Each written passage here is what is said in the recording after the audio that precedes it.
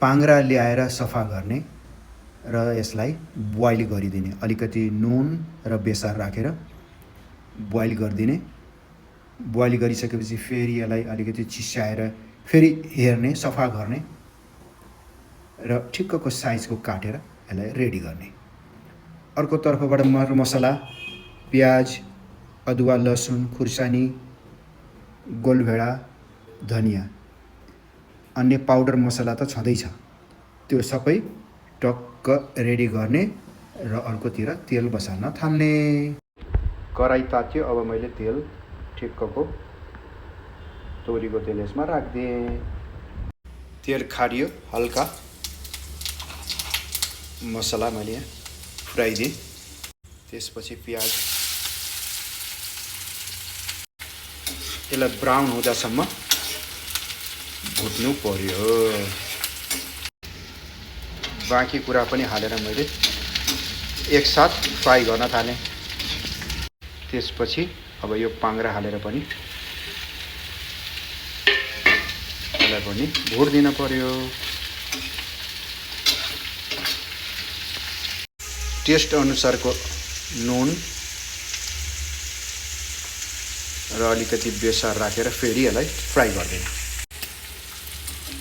यसरी राम्रोसँग यो भुटिरहेको छ।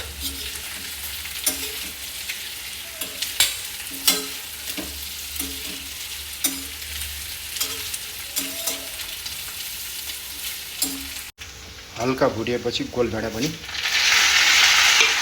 यसरी पनि राखेर भुट्दिने। एकछिन मैले यसरी छोपिदिएको पनि छु। हल्का गरम मसला यसो पनि एड गर्न सकिन्छ। त्यसपछि चलाइदिने। आफूले पकाउँदाखेरि एउटा के फाइदा हुन्छ भने आफ्नो रियल टेस्ट मनपर्ने के हुन्छ त्यो अनुसारको पकाउन सकिन्छ, त्यो अनुसारको मरमसला राखेर चाहिँ पकाउन सकिन्छ। फाइनली यो पाकिसकेको छ, मिठो स्वाद पनि आएको छ। मैले फाइनलमा यो धनियालाई एड गरिदिएँ। अब सट्ट चलाएर म सर्भ गर्न रेडी हुन्छु। अब यो केसँग खाने भनेर यसो माइन्ड मेकअप पनि गरिराख्नु पर्यो। यदि तपाईँको यो पनि फेभरेट हो भने यसलाई पनि साथ दिन सक्नुहुन्छ, यसलाई साथी बनाउन सक्नुहुन्छ। तर स्वास्थ्यको लागि त हानिकारकै हो।